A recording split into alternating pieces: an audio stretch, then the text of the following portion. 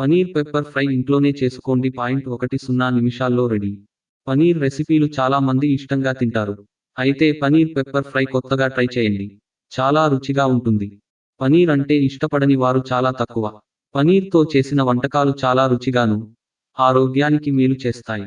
Paneer chilli, paneer manchurian, paneer sandwich, paneer paratha, butter paneer masala, paneer ghee roast మొదలైనవి నోరూరిస్తాయి. Paneer paper fry రుచికి చాలా బాగుంటుంది. పనీర్తో చేసిన ఈ పెప్పర్ ఫ్రై మసాలా నోరూరించే వంటకం. అంతేకాకుండా పరోటా, చపాతీ, అన్నం, పలావ్తో సహా అన్ని రకాల వంటకాలతోనూ తినవచ్చు. ఈ రెసిపీ చేయడానికి ఎక్కువ సమయం పట్టద్దు. ఈజీగా తయారు చేసుకోవచ్చు. మీ ఖాళీ సమయంలో మంచి వంటకం చేయాలనుకుంటే ఈ పనీర్ పెప్పర్ ఫ్రైకి మొదటి ప్రాధాన్యత ఇవ్వండి. దీన్ని చేయడానికి చాలా మార్గాలు ఉన్నాయి. పనీర్ పెప్పర్ ఫ్రై తయారు చేయడానికి ఏ పదార్థాలు అవసరం, తయారీకి ఎంత సమయం పడుతుందో చూద్దాం.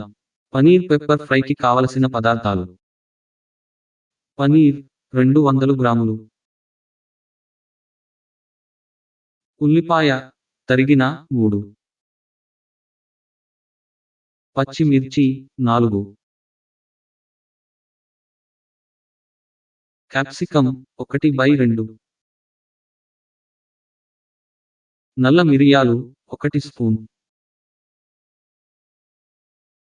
జీలకర్ర 1/4 టీ స్పూన్, లవంగాలు 1, దాల్చిన చెక్క 1,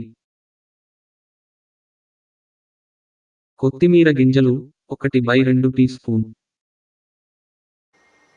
ఎర్ర మిర్చి 3, కరివేపాకు 2 టేబుల్ స్పూన్లు,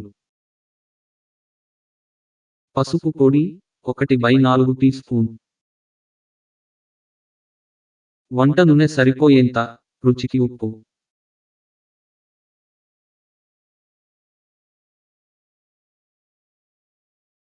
పనీర్ పెప్పర్ ఫ్రై తయారీ విధానం: ముందుగా స్టవ్ మీద పాత్రలో నూనె వేసి ఎండుమిర్చి, జీలకర్ర, లవంగాలు, నల్ల మిరియాలు, కొత్తిమీర, కరివేపాకు వేసి వేయించాలి.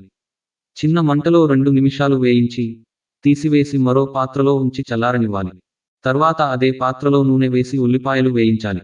ఇప్పుడు ఉప్పు, పచ్చిమిర్చి, కరివేపాకు వేసి బాగా వేయించాలి. అందులో అరకప్పు క్యాప్సికం వేసుకోవాలి. సన్నటి మంట మీద ఉడికించాలి.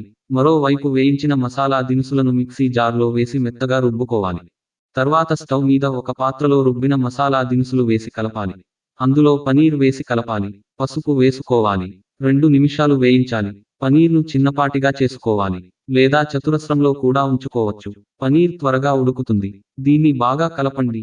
2 నుండి 3 నిమిషాలలో స్టవ్ ఆఫ్ చేయండి. మీకు నచ్చే రుచికరమైన పనీర్ పెప్పర్ ఫ్రై రుచికి సిద్ధంగా ఉంటుంది. I know you told your